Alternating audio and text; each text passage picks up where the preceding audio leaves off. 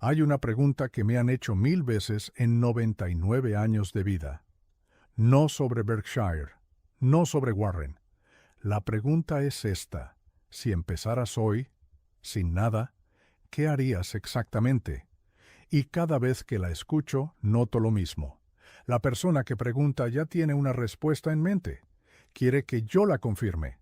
Quiere que le diga que lo que está haciendo es razonable, que sus deudas son manejables, que esperar un poco más no cambia el resultado final. No voy a hacer eso. Nunca lo he hecho en 99 años y no voy a empezar ahora.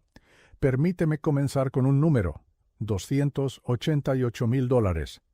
Ese es el ingreso total que genera un trabajador promedio latinoamericano durante 40 años de vida laboral, calculado con un salario mensual de $600 desde los 25 hasta los 65 años. $288,000 que pasan por sus manos, uno a uno, durante 4 décadas. Y al final, el 91% de esas personas llega a la vejez sin patrimonio propio, dependiendo de hijos o gobiernos para sobrevivir. La pregunta que nadie se hace es esta: ¿a dónde fue ese dinero? ¿Por qué no desapareció? Cambió de manos. Pasó de sus bolsillos a los bolsillos de quienes ya eran ricos. Ese mecanismo de transferencia invisible es lo primero que debes entender antes de hablar de cualquier plan. En 1964 tenía 30 años y observé algo que definiría mi forma de pensar sobre el dinero para siempre. Un colega ganaba exactamente el doble de mi salario, casa más grande, auto más nuevo, vacaciones internacionales. Yo guardaba el 25% de lo que ganaba e invertía cada centavo de ese ahorro. Él gastaba hasta el último dólar de su ingreso y a veces cruzaba ese límite. 20 años después, en 1984, ese hombre arrastraba deudas equivalentes a 3 años de su propio salario. Yo tenía activos que generaban ingresos pasivos superiores a lo que él ganaba trabajando. La diferencia no fue el ingreso. Fue la secuencia de decisiones tomadas durante 2 décadas, decisión por decisión, mes por mes, sin excepción. Ese contraste es el esqueleto de todo lo que voy a explicar. Si tuviera 25 años hoy y comenzara desde cero, lo primero que haría no es abrir una cuenta de inversión. Ese es el error de secuencia más común entre las personas que leen sobre finanzas personales. Buscan el instrumento antes de construir la estructura. Es como intentar construir el piso 30 de un edificio sin haber vaciado los cimientos. El edificio colapsa siempre. Antes de mover un centavo hacia cualquier inversión, hay 3 decisiones estructurales que determinan si el plan tiene vida o muere en los primeros 24 meses. La primera es fijar una tasa de ahorro, no un monto. La distinción parece pequeña, no lo es. Si decides ahorrar $50 al mes cuando ganas 600, tu tasa es 8,3%. Si tu ingreso sube a 900 y sigues ahorrando $50, tu tasa cae a 5,5. Has ganado más dinero y en términos relativos ahorras menos. Eso tiene nombre preciso. Se llama inflación de estilo de vida y es el mecanismo principal mediante el cual la clase media destruye su propio futuro financiero sin darse cuenta. Con 25 años y $600 al mes, fijaría mi tasa en 25% desde el primer día. $150 mensuales. No es un monto impresionante, pero no es el monto lo que construye riqueza en esta etapa. Es el hábito estructural porque escala solo. Si en 4 años el ingreso llega a $1,000, el 25% se convierte en $250, sin ninguna decisión adicional. Si llega a 2,000, son 500. La tasa fija elimina la negociación mental que destruye la disciplina financiera de la mayoría. No hay que decidir cada mes cuánto ahorrar. Ya está decidido. Ese porcentaje sale antes de que el resto del dinero exista en tu mente como disponible. ¿Qué haría con esos $150 mensuales durante los primeros meses? No invertirlos, construir un fondo de emergencia. Antes de tocar cualquier mercado financiero, Necesito entre 3 y 6 meses de gastos básicos en efectivo líquido, accesible en menos de 24 horas, no en fondos de inversión, no en cuentas que generan rentabilidad pero tardan días en liberar los fondos, en efectivo.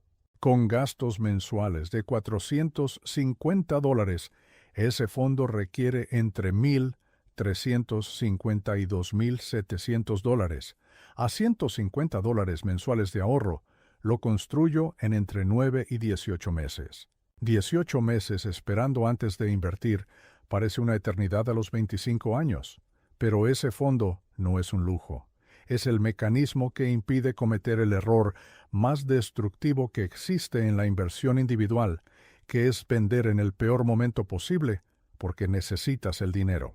El lunes 19 de octubre de 1987, el mercado cayó 22% en un solo día. Berkshire tenía efectivo disponible.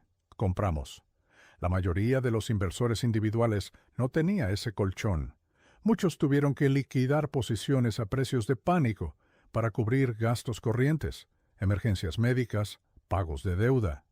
Quienes vendieron ese día tardaron entre 4 y 6 años en recuperar lo que perdieron. Quienes compraron ese día duplicaron su dinero en 36 meses. La diferencia entre esos dos grupos no fue la inteligencia, no fue el acceso a información privilegiada, fue tener o no tener ese fondo de liquidez que hace innecesario vender cuando el mercado colapsa. La segunda decisión estructural no negocia con nadie. Es la eliminación total de deuda de consumo antes de invertir un centavo. Y aquí voy a contradecir directamente a la mitad de los asesores financieros que operan en América Latina, porque les conviene que sus clientes inviertan dinero prestado o que mantengan deudas activas mientras también invierten, porque así cobran comisiones por los dos lados de la ecuación. La matemática es implacable. Las tarjetas de crédito en México cobran un costo anual total promedio de 79%. En Colombia, alrededor de 36%. En Chile, entre 20 y 40%, dependiendo del emisor. Tomemos el número más conservador, 20% anual. Para justificar mantener esa deuda activa e invertir el dinero disponible en lugar de pagarla, tu inversión tendría que generar más de 20% anual de forma consistente. El Standard & Poor's 500, el índice más sólido de la historia financiera moderna, ha generado un promedio de 10,7% anual durante los últimos 100 años. No 20, 10,7. Menos de la mitad del costo de esa deuda conservadora. Pagar deuda al 20% anual equivale matemáticamente a una inversión garantizada al 20% libre de riesgo. Nada en los mercados ofrece eso, nada. Si comenzara desde cero hoy, con cualquier deuda de consumo activa, usaría todo el excedente disponible para eliminarla lo antes posible, sin excepciones. Sin negociaciones mentales sobre si conviene más invertir que pagar. La matemática ya respondió esa pregunta. La respuesta es pagar. Ahora viene la tercera decisión estructural, y es la que genera más resistencia cuando la explico, porque toca algo que la cultura de consumo ha convertido en un derecho inalienable: la decisión sobre el estilo de vida durante los primeros 5 años. Existe una realidad matemática sobre el capital que se acumula temprano que la mayoría no ha calculado nunca. $1,000 invertidos a los 25 años al 8% anual se convierten en $21,724 a los 65, 40 años de crecimiento compuesto. Pero si esperas 5 años para invertir esos mismos $1,000, el resultado a los 65 cae a $14,785. La espera de 5 años destruyó $6,939. $6,939 que nunca existieron porque decidiste esperar 5 años. Eso equivale a casi 7 veces la inversión original, que se evaporaron sin que el mercado cayera, sin que ninguna crisis ocurriera, simplemente por no actuar 5 años antes. Ese cálculo cambia completamente cómo debes pensar sobre el gasto discrecional entre los 25 y los 30 años. Cada dólar que gastas en consumo innecesario en esa ventana no vale $1. Vale entre 10 y $20 en poder adquisitivo futuro perdido, dependiendo del plazo restante y la tasa de crecimiento del mercado. Cuando tienes 27 años y decides gastar $300 en un teléfono nuevo que no necesitas, no estás gastando $300. Estás gastando entre $3,000 y $6,000 de patrimonio futuro. Esa es la conversión real, y nadie te la enseña en las escuelas porque no conviene a las empresas que venden esos teléfonos. Completados el fondo de emergencia y la eliminación de deuda de consumo, el plan de inversión comienza. Y aquí voy a ser brutalmente específico, porque la vaguedad es el refugio de quienes no quieren comprometerse con nada concreto. Con 25 años y $150 mensuales disponibles para invertir, haría una sola cosa. Compraría un fondo indexado que replique el comportamiento del Standard & Poor's 500 o del mercado global total, sin excepciones, sin rotaciones, sin análisis de cuál sector va a subir más este trimestre, un solo instrumento, comprado de forma automática cada mes, independientemente de lo que haga el mercado ese día. ¿Por qué? Porque entre 1984 y 2023, el inversor promedio en fondos de acciones activos obtuvo una rentabilidad anual de 3,7%. El Standard & Poor's 500 obtuvo 11,1% en el mismo periodo. La diferencia es de 7,4 puntos porcentuales anuales. Aplicada a una inversión de $150 mensuales durante 40 años, esa diferencia equivale a $743,000. El inversor activo terminó con aproximadamente $250,000.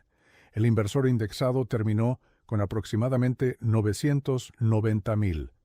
Casi $1,000,000 de diferencia por elegir el instrumento correcto.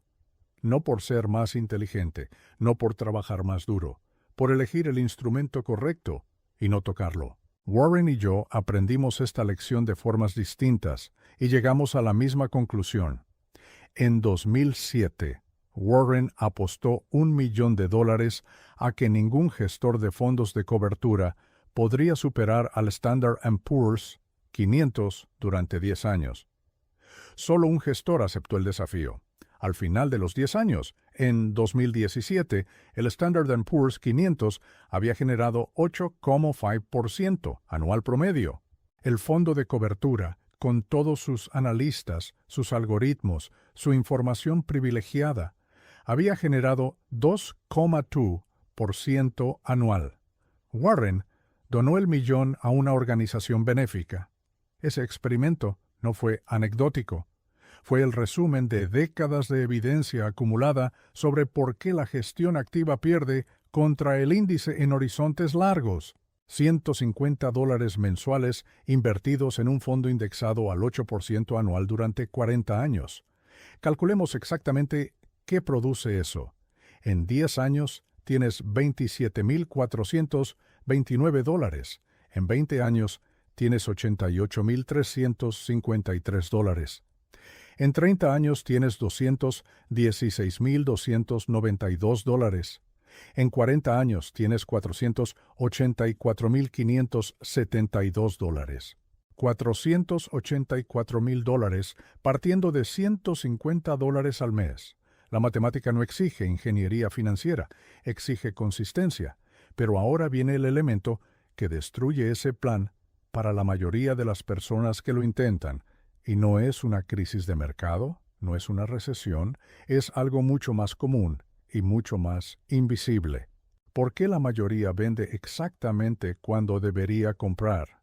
La respuesta no está en los mercados, está en la arquitectura del cerebro humano. El sistema límbico, la parte del cerebro que procesa el miedo, fue diseñado por millones de años de evolución para responder a amenazas inmediatas, un predador, un rival, una catástrofe visible. Ese sistema no distingue entre una amenaza física y una caída del 20% en el valor de tu portafolio. Ambas activan la misma respuesta de pánico. Huye, vende, protégete. Y el problema es que en los mercados financieros, huir en el momento del pánico es exactamente lo opuesto de lo que maximiza el resultado a largo plazo. En 2008, el Standard & Poor's 500 cayó 57% desde su máximo de octubre de 2007 hasta su mínimo de marzo de 2009. 57%. Quien tenía $100,000 en enero de 2008 tenía $43,000 en marzo de 2009. Ese nivel de destrucción de valor visible activa el pánico incluso en inversores experimentados. La mayoría vendió, no todos. Los que mantuvieron sus posiciones y continuaron comprando vieron recuperado el valor total de su portafolio para abril de 2012, 4 años. Los que vendieron en el pánico de 2009 y esperaron a que el mercado se estabilizara antes de volver a comprar, perdieron la mayor parte de esa recuperación. Algunos tardaron 8 o 9 años en recuperar lo que perdieron, contando el costo de oportunidad. La solución a ese problema psicológico no es desarrollar una disciplina de acero. Eso no funciona bajo presión real. La solución es la automatización. Si la compra mensual del fondo indexado es automática, si el dinero sale de tu cuenta el mismo día que recibes el ingreso, sin pasar por tu decisión consciente, entonces el sistema límbico no tiene nada que activar. No hay decisión que tomar. El dinero ya no está disponible mentalmente. Y cuando el mercado cae 30% y tu cerebro grita que vendas, el sistema automatizado sigue comprando, acumulando más unidades a precios menores, sin pedirte permiso. En Berkshire, construimos sistemas para protegernos de nuestras propias emociones. Eso puede sonar extraño viniendo de un hombre que pasó 60 años tomando decisiones de inversión. Pero la diferencia entre los inversores que ganan y los que pierden no es la inteligencia emocional en el momento de la crisis. Es haber construido antes de la crisis los mecanismos que hacen que la emoción sea irrelevante para la ejecución del plan. Voy a darte un número que cambia completamente la perspectiva sobre las caídas de mercado. Desde 1929 hasta 2023, el Standard & Poor's 500 ha caído más de 20% en 16 ocasiones distintas. 16 veces el mercado destruyó un quinto o más del valor en plazos que van desde semanas hasta años. Y sin embargo, alguien que hubiera invertido $100 mensuales desde 1929 hasta 2023, sin excepción, habría acumulado un patrimonio de millones de dólares. Las 16 caídas no destruyeron el plan. Lo aceleraron porque durante cada caída se compraron más unidades a precios menores, y cuando el mercado se recuperó, esas unidades adicionales multiplicaron el efecto de la recuperación.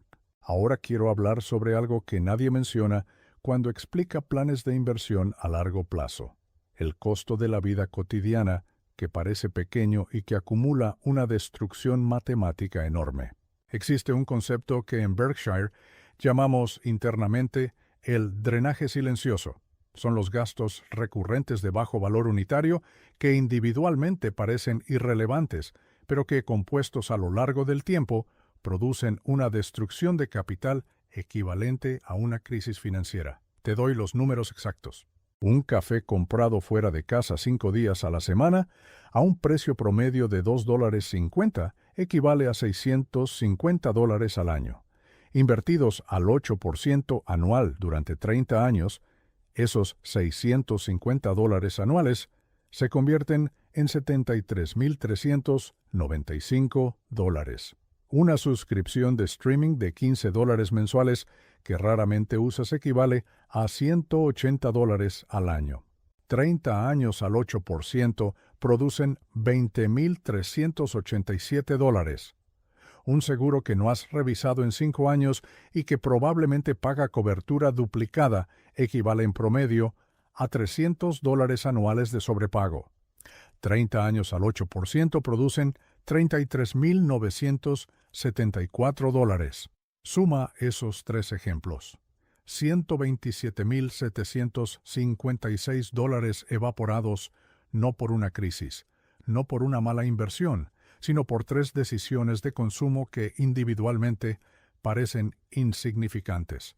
Multiplica ese cálculo por la totalidad de gastos recurrentes sin revisión que acumula una persona promedio durante su vida adulta, y entenderás por qué $288,000 de ingresos totales en 40 años pueden producir cero patrimonio. La revisión anual de todos los gastos recurrentes no es un ejercicio de austeridad extrema. Es la aplicación del mismo principio que usamos en Berkshire para evaluar negocios. Cada año revisamos cada línea de gasto y preguntamos una sola pregunta. ¿Este costo produce valor proporcional a lo que destruye en capital? Si la respuesta es no, el gasto desaparece, sin sentimentalismo, sin negociación. La racionalidad aplicada sin emoción al flujo de caja personal produce los mismos resultados que aplicada a la gestión de un portafolio corporativo. Y sin embargo, casi nadie lo hace, porque revisar gastos personales implica confrontar decisiones pasadas que resultaron ser irracionales, y el ego humano resiste esa confrontación con una fuerza sorprendente. Hay una segunda categoría de drenaje que es más difícil de cuantificar, pero igualmente destructiva. La llamo el costo de la señalización social. Es el dinero que gastas, no porque el bien o servicio tenga valor intrínseco para ti, sino para comunicar algo sobre quién eres a personas cuya opinión en realidad no determina tu bienestar. El auto que compras 3 categorías por encima de lo que necesitas funcionalmente. La ropa de marca que cuesta 4 veces más que una alternativa de calidad comparable. Las vacaciones diseñadas para ser fotografiadas más que para ser disfrutadas. En 1981 hice un cálculo que nunca he olvidado. Un colega compró un auto de lujo alemán por $35,000 cuando un modelo japonés confiable costaba $12,000. La diferencia de $23,000, invertida al 8% durante los 25 años que ese colega trabajó antes de jubilarse, se habría convertido en $157,000. $157,000 que no existieron porque la decisión de compra estuvo gobernada por lo que otros pensarían al ver el auto en el garaje. Ese colega se jubiló sin suficiente capital para mantener su estilo de vida sin reducirlo drásticamente. El auto alemán fue el símbolo visible de una lógica financiera invisible que lo acompañó durante décadas. Te hago una pregunta que quiero que dejes suspendida en tu mente sin responderla todavía. ¿Cuánto dinero has gastado en los últimos 5 años en bienes o servicios cuyo valor principal era comunicar algo a otras personas, no satisfacer una necesidad real tuya? No me respondas ahora. Guarda esa pregunta. Vuelve a ella al final. Quiero hablar ahora sobre el momento en que el plan de 25 años comienza a producir resultados visibles y por qué ese momento es paradójicamente el más peligroso de todo el proceso. Cuando tu portafolio llega a los primeros $30,000, algo cambia en la psicología. El número se vuelve real, visible, concreto. Y aparecen 3 tentaciones simultáneas que han destruido más planes de inversión a largo plazo que cualquier crisis de mercado. La primera tentación es la diversificación prematura.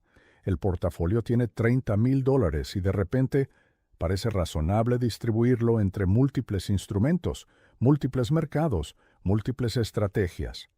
El razonamiento suena prudente, no poner todos los huevos en una canasta, pero en la práctica, la diversificación entre múltiples instrumentos en esta etapa no reduce el riesgo.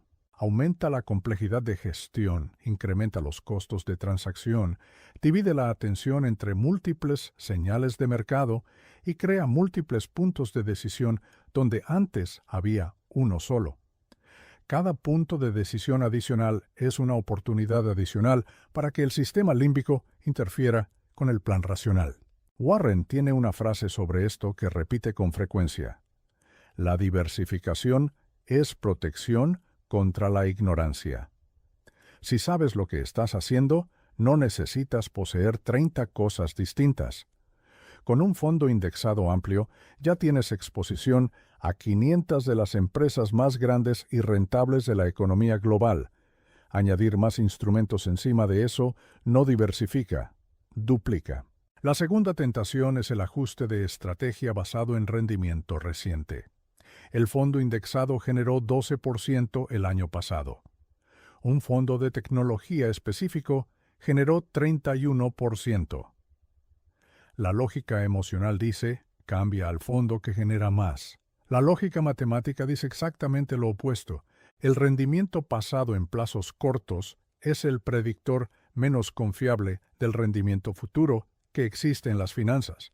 Los fondos que más suben en un año determinado tienen una probabilidad estadísticamente superior a la media de quedar entre los peores performers del año siguiente. ¿Por qué?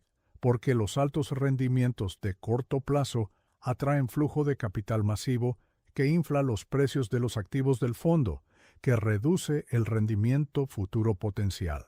El inversor que persigue el rendimiento reciente siempre llega tarde a la fiesta y se va cuando la música ya paró. En 2027, un año después de que comenzara este proceso de educación financiera masiva en América Latina, el mercado de criptomonedas generó rendimientos que llegaron a superar el 100% en algunos activos específicos. Millones de inversores latinoamericanos movieron capital desde fondos indexados hacia ese mercado. En 2022, ese mismo mercado perdió entre 60 y 90% de valor en la mayoría de los activos principales. Los inversores que persiguieron el rendimiento reciente en 2021 perdieron más de lo que habían ganado y además perdieron los años de acumulación en el fondo indexado que habían abandonado. La tercera tentación es la más sutil y la más destructiva. Es lo que yo llamo el síndrome del inversor sofisticado. Cuando el portafolio llega a cierto tamaño, la persona comienza a sentir que merece una estrategia más compleja, que las estrategias simples son para principiantes, que ahora, con 30 o 50 o $100,000, tiene sentido contratar un asesor que gestione activamente el dinero, que use derivados, que implemente coberturas, que acceda a inversiones alternativas de mayor sofisticación.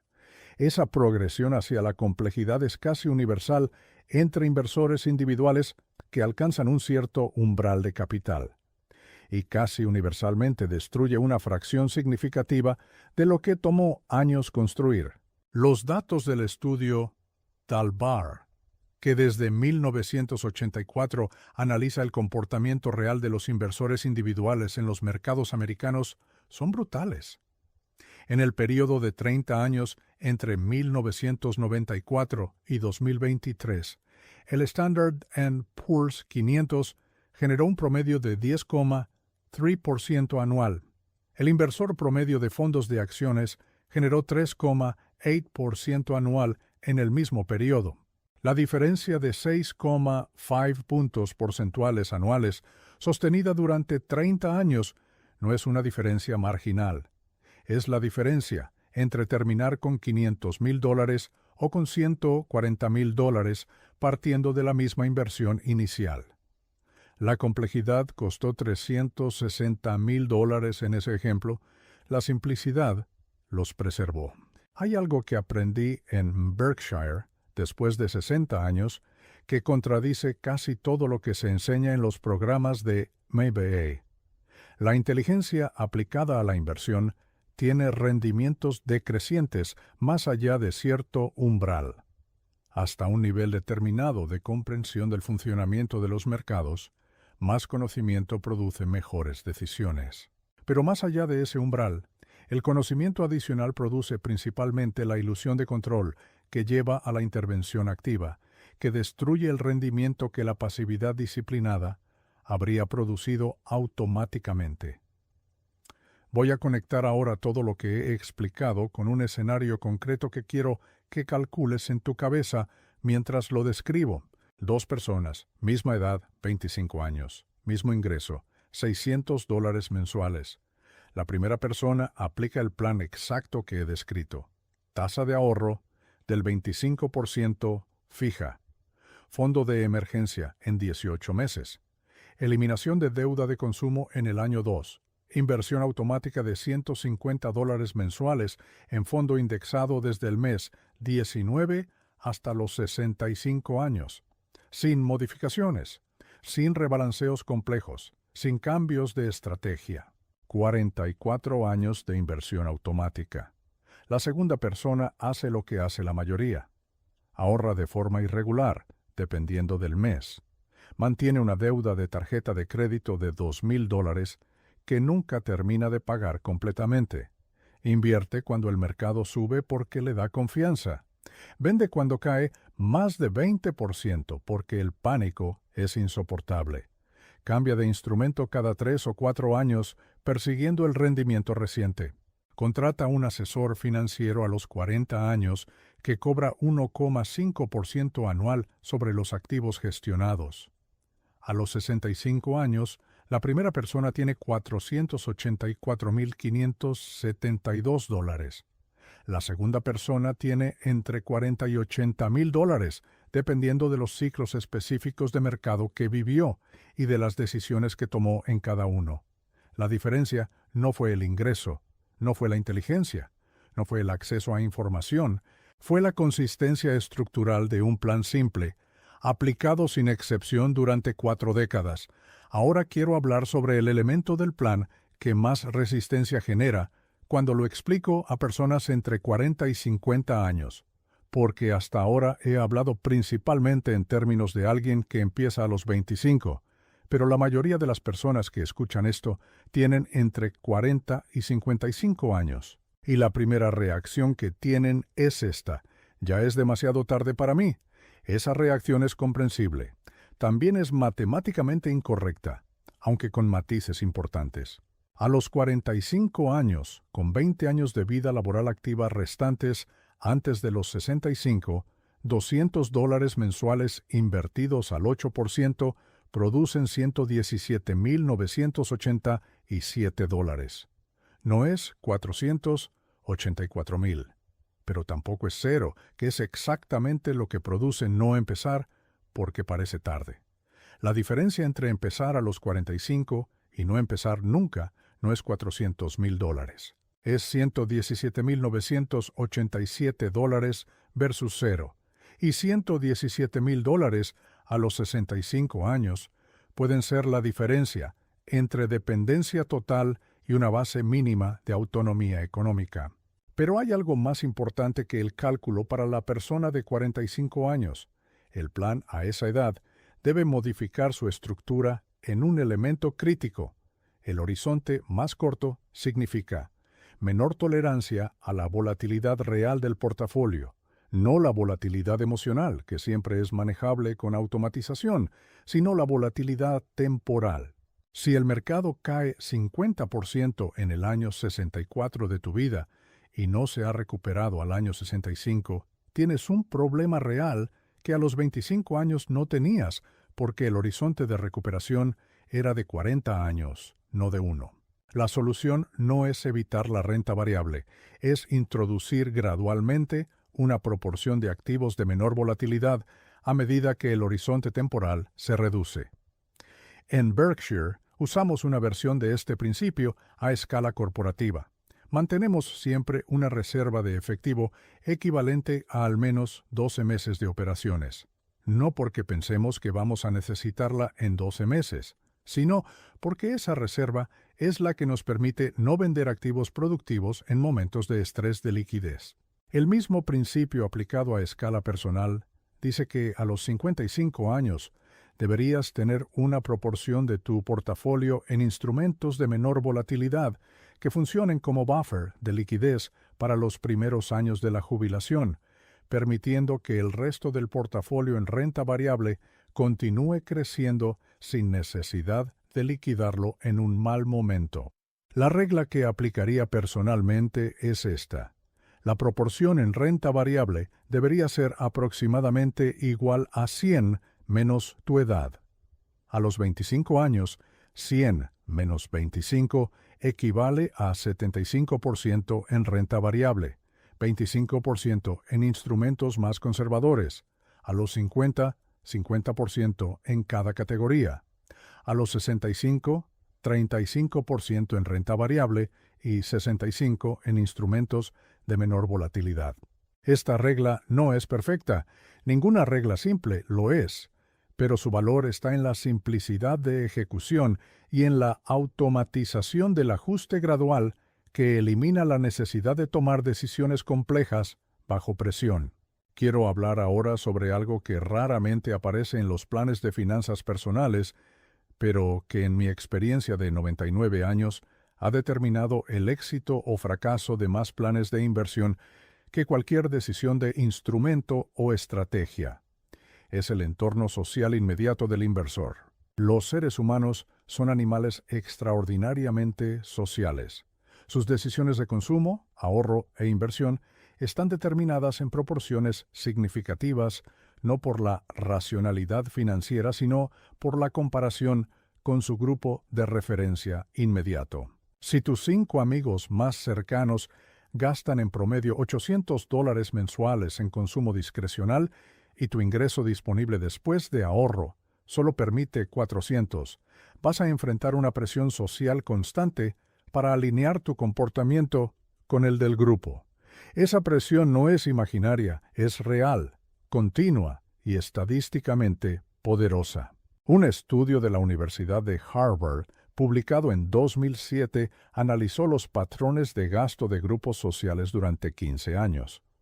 La conclusión fue que la probabilidad de que una persona mantenga una tasa de ahorro superior al 20% de su ingreso cae en un 43% si su grupo social inmediato tiene una tasa de ahorro promedio inferior al 10%. No es fuerza de voluntad, es estadística social. El entorno determina el comportamiento con más fuerza que la intención declarada.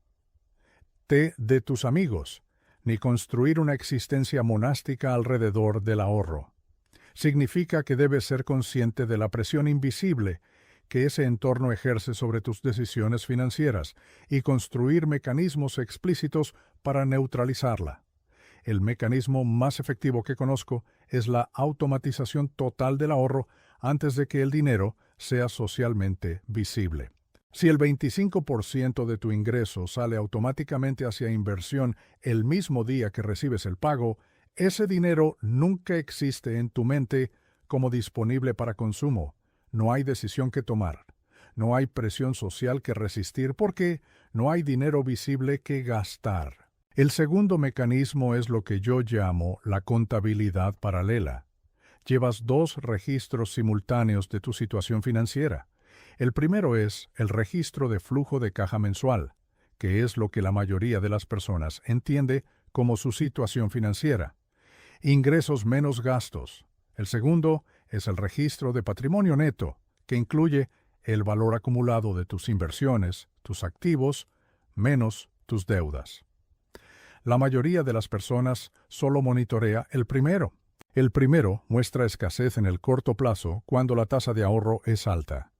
El segundo muestra crecimiento silencioso y acumulativo que el flujo de caja mensual hace invisible. Cuando monitorizas el patrimonio neto mensualmente, el comportamiento cambia. Ver que tu patrimonio neto aumentó $3,000 este mes, aunque tu flujo de caja disponible fue ajustado, produce una satisfacción psicológica que compensa parcialmente la presión social del consumo. No la elimina, pero la hace más manejable porque hay un número concreto que confirma que el plan está funcionando, aunque el funcionamiento sea invisible en la vida cotidiana. En 2002, después de que el mercado cayera 49% desde su máximo de 2000 hasta su mínimo de 2002, recibí decenas de cartas de accionistas de Berkshire preguntando si debían cambiar de estrategia. Mi respuesta fue siempre la misma. ¿Ha cambiado el negocio subyacente de las empresas que poseen? La respuesta era no. El mercado había caído casi a la mitad, pero Coca-Cola seguía vendiendo 1.800 millones de bebidas diarias. American Express seguía procesando millones de transacciones. Los negocios no habían cambiado, solo los precios a los que se transaccionaban habían caído, y los precios bajos en activos de calidad no son una amenaza, son una oportunidad. La única forma de perder de forma permanente en esa situación era vender. Nadie que mantuvo sus posiciones en fondos indexados durante la caída de 2000 a 2002 y continuó comprando mensualmente durante esa caída perdió dinero en el periodo 2000 a 2007. Nadie. Los que vendieron en el pánico de 2001 o 2002 tardaron entre 3 y 5 años adicionales en recuperar lo que tenían antes de la caída. La diferencia fue exclusivamente conductual, no intelectual, no informacional, conductual. Voy a darte ahora el cálculo que nadie hace porque requiere honestidad brutal sobre el comportamiento real, no sobre el comportamiento que uno imagina que tendría. La mayoría de los inversores individuales, cuando calcula su rentabilidad histórica, usa el rendimiento del instrumento que eligió durante el periodo que lo tuvo. Pero ese cálculo ignora el comportamiento real de compra y venta. Incluye solo los periodos de tenencia, no las salidas y reentradas al mercado. El estudio Dalbar de 2023 calculó la diferencia entre el rendimiento del instrumento y el rendimiento real del inversor para un periodo de 30 años. El resultado fue que el inversor promedio obtuvo el 46% del rendimiento del instrumento que utilizó. Si el fondo generó 10% anual, el inversor obtuvo 4,6%. El 54% restante fue destruido por las decisiones de entrada y salida tomadas en respuesta a la volatilidad del mercado. Más de la mitad del rendimiento potencial evaporado por el comportamiento, no por el instrumento. Eso significa que elegir el instrumento correcto resuelve menos de la mitad del problema. La otra mitad es el comportamiento durante la tenencia del instrumento. Y el comportamiento durante la tenencia es exactamente lo que la automatización protege y lo que la gestión activa destruye. Permíteme ahora hacer un cálculo que ilustra el costo real de la gestión activa a lo largo de un horizonte de 40 años. Un fondo indexado típico cobra comisiones de gestión de entre 0,03 y 0,2% anual sobre el patrimonio. Un fondo de gestión activa típico cobra entre 1 y 2% anual.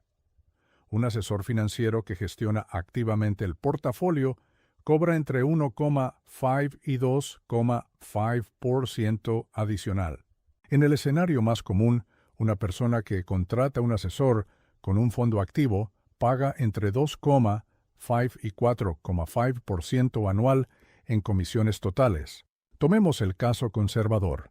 2,5% anual en comisiones sobre un portafolio de $150 mensuales durante 40 años. La diferencia entre un fondo indexado al 0,1% y la alternativa gestionada al 2,5%, asumiendo el mismo rendimiento bruto de 8% para ambos, es la siguiente. El fondo indexado termina con $484,572. El fondo gestionado activamente termina con $287,341. La diferencia es $197,231.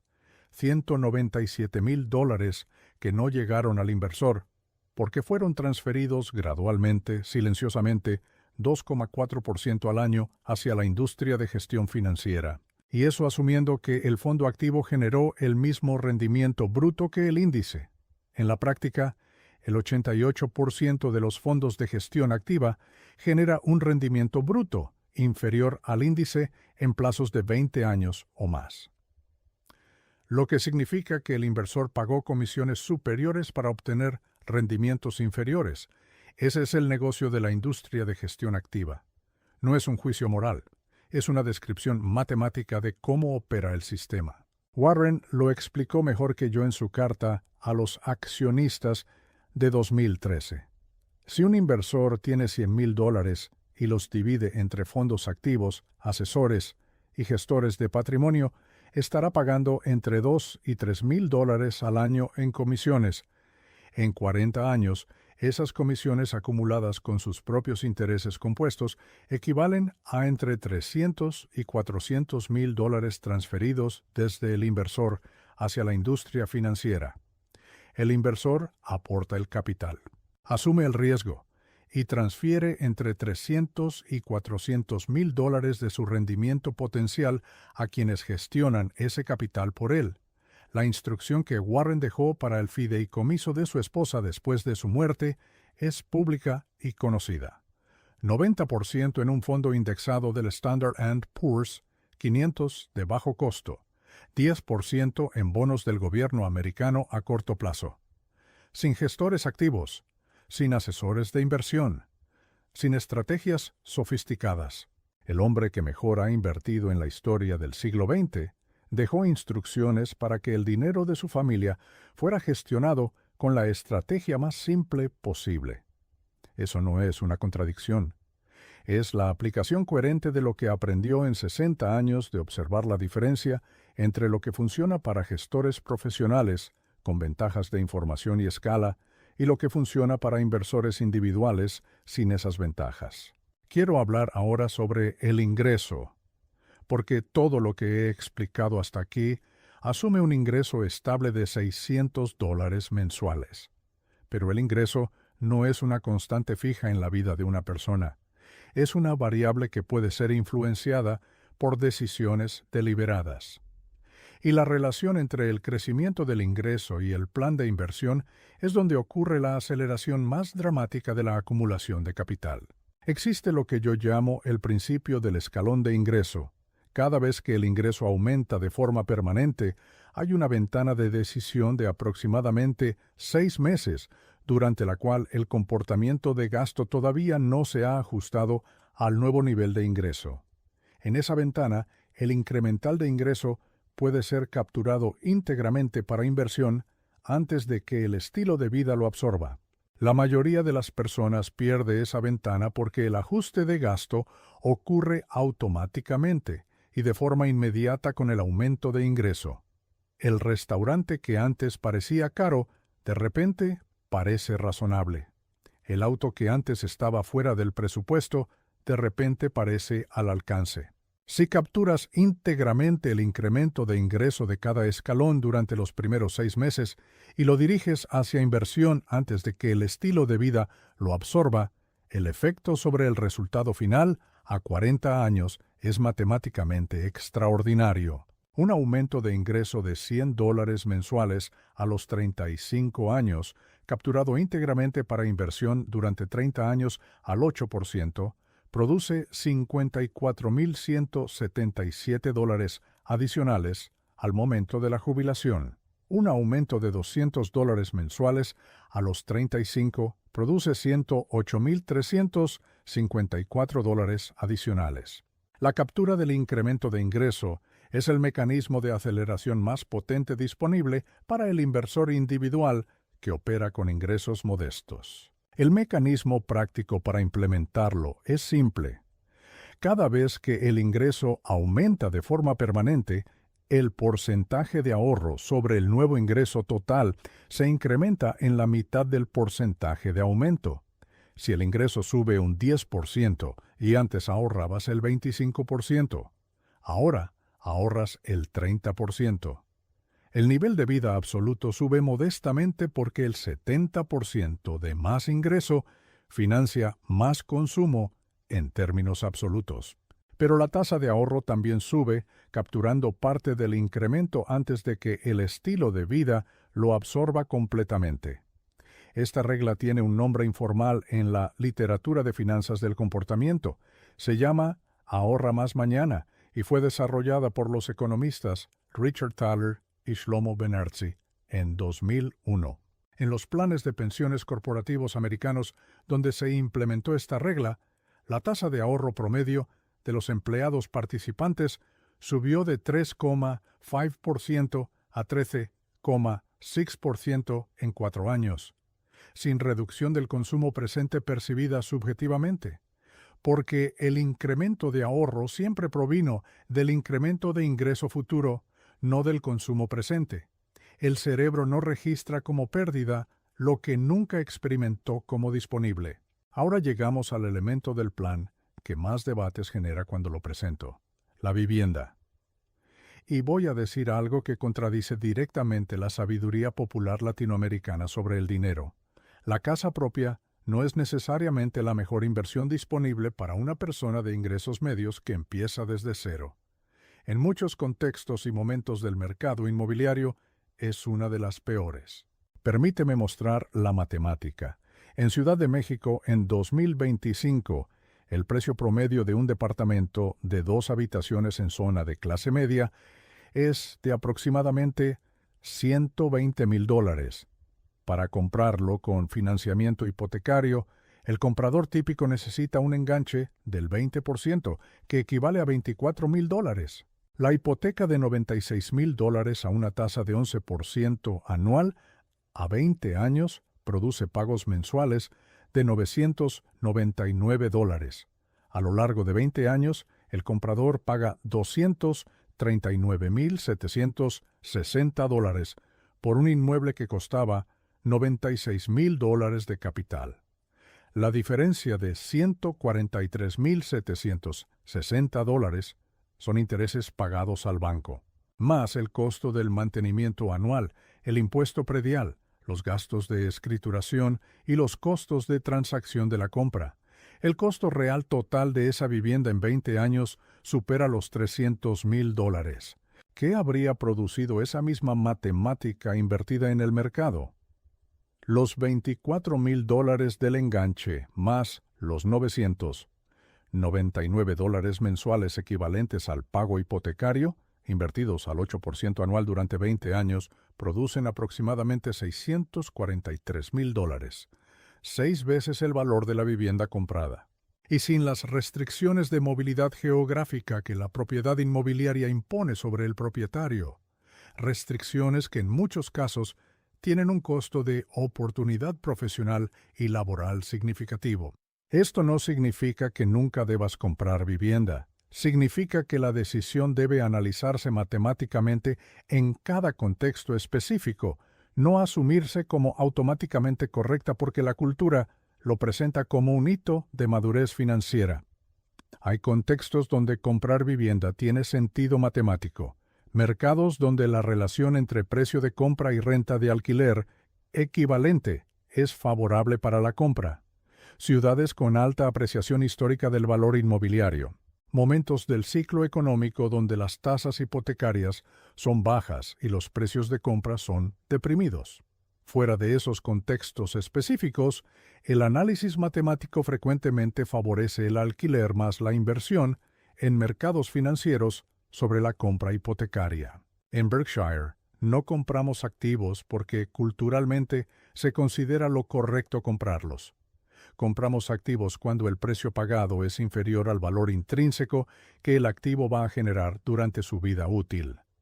Aplicado a la vivienda, la pregunta correcta no es si debo comprar casa, es si el precio que estoy pagando por esta casa en este momento del mercado es inferior al valor que ese activo me va a generar, comparado con la alternativa de invertir ese capital en el mercado.